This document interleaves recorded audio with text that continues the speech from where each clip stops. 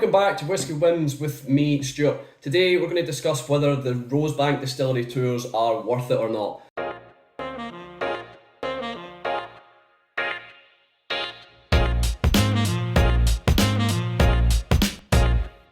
Now, there's three different types of tours. You have Rosebank Reawakening, which is £25, and you get a 10-year-old Glengoyne and a 10-year-old Tamdhu. You get the middle tier, which is Rosebank Rekindled, which is £95, and you get Tamdhu 18, Glengoyne 21, and a Rosebank 31-year-old. So it's quite an upgrade from there. And then you get the third tour, which is the Rosebank Revered Tour, and it's £300, and it includes a private tour with the distillery manager, a private tour if there's any other people on it, and also you get three what do they call, exclusive or rare Rosebanks to try at the end of it in a tasting room, a private tasting room. I think the private tasting room might be different for the Revered Tour compared to the Rekindled and Reawakening, but I'm not sure. So we done the middle tier. My fiance's dad and papa got the tours for their birthdays, and I had to pay a ticket for my own, for myself. So it was £95 and, cheekily enough, and £2.39 booking fee for some reason. So anyway, the distillery tour started with us in the shop. We were waiting about. We got there about 1:30. The tour started at 2 o'clock and was to finish at 3:30. I don't remember what time it actually finished at, but yeah, we started off the tour in this room. You can see it in a little video played out of Rosebank's history, their current ambitions and all that good stuff, and where they sit within the community of Falkirk, which is obviously where I'm born and bred from, is Falkirk. So we were in this room, and this room's actually the old Dunnage Warehouse. It used to be 4 kind of levels high with casks, and then we moved on, went into where the mash tuns are. Mash tuns, where the mash tuns are, where the mill is, and all that stuff. They get 32 tons of barley through. So 32 tons of barley comes from local maltons in Alloa. This comes through every week, and as you can see as we pass the washbacks up to the mill. Quite interesting, the mill. It's the only original piece of the old distillery. I mean, there's reclaimed wood around the distillery and stuff, but the actual operational sides of things, it's the only original piece. They procured it in 1936, and they don't know the actual age because they got it second hand from Port Ellen Distillery. So I found that quite cool.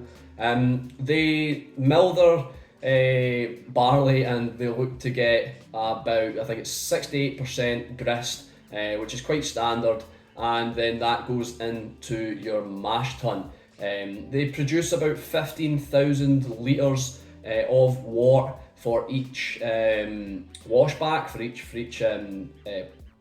what would you call it, procedure, for each distillation. So that gets put into the washbacks for fermentation, and it's quite strange. So they put 86 litres of liquid yeast in, and what I find strange is their fermentation is only 48 hours, which I think is quite a short fermentation period. But anyway, that gets done, or the sugars get eaten. We kind of know the process. It's all the same with all distilleries. So then we head to the still room.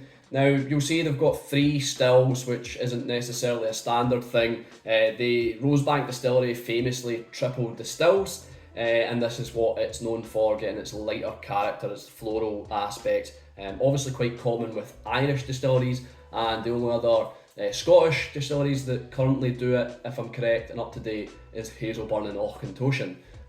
But yeah, so they triple distill it, and it's quite confusing what they do. They have worm tubs. Now the tour guide, I think, mistakenly said that worm tubs also provide a light bodied character for whiskey, for spirit, but this is not true. Or I'm almost certain it's not true. Worm tubs normally give you a kind of more robust, a heavier, like a fuller experience in the mouth. So I'm not sure what was going on there, but this is why the distillation in Rosebank is so strange and unique, and almost completely pointless. It's like chasing its tail.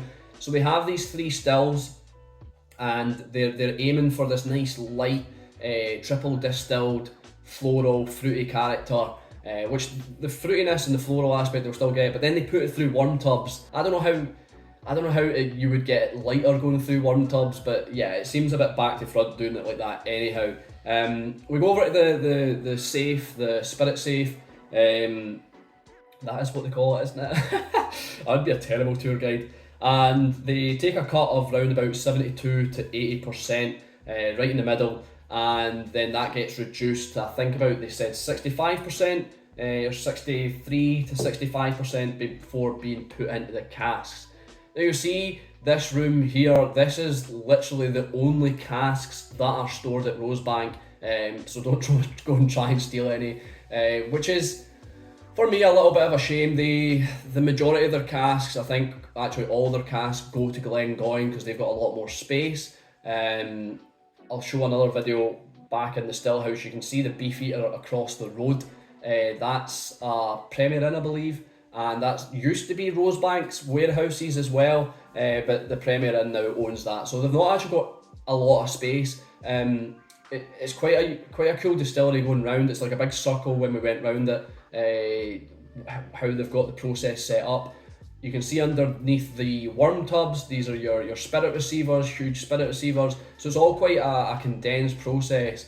But yeah, the final part of the tour is walking through the shop and going into a kind of secret room. If you look out for it, you'll see it. It's on the roadside. If you're in the shop, it's on the roadside. There's a door. It's quite a well hidden door, but you'll be able to see the sliders, and this takes you into a little private room. Now this room, I'll show it from the outside and try and get the inside as well. This room's actually what they called like a canal kind of lock keeper. He used to work in there. He wasn't actually employed by the distillery, so everybody else was getting their new make whiskey and all that stuff. And he wasn't getting anything, but they told us on the tour that for some, it must be true, I don't know why they'd lie about it, but that there was a hard pipe from the spirit receivers into his little cubby hole, so that's where he kind of lived, and he would be owner of the lock for the canal so that boats could go back and forth, and that was his job. I forgot to mention as well, they get their water from Carron Valley, which is actually where I get my drinking water from as well. That's what comes through my tap. And for the worm tubs, they use the canal water, and the worm tubs are open-ended as well, open top, so any rainwater comes in for cooling. Back in the day, they actually used to, once the water had been used and been heated up, they actually used to put it back into the canal. And he did tell us a story of children going into the canal because it would be a little, like a swimming bath, a swimming pool. It would be heated up, so it'd be a lot warmer than normal when you'd get kids going in there. And that is a true, that is a Falkirk legend, if you like. Grandparents and stuff would tell you stories of people going in the canal for a duke. So yeah, the most important part of the tour, I suppose, is the whisky tasting. Now, like I said, we done the Rekindled tour. We got 3 whiskies, Tamdhu 18, Glengoyne 18 and the Rosebank 31-year-old. Now the Rosebank 31-year-old is £1,800 to buy in the distillery. It was 48.3%, I believe, and we started with this one. Now this is where it kind of goes downhill for me. The tour was excellent, the tour guide was very well informed, way more informed than me obviously. I mean, there was a couple of things that I didn't think he got quite right, but maybe I'm just being pernickety and maybe I'm wrong. Like I said, with the worm tubs. And he also said that the Glengoyne 21-year-old, sorry, did I say Glengoyne 18? It was Glengoyne 21-year-old, Tamdhu 18.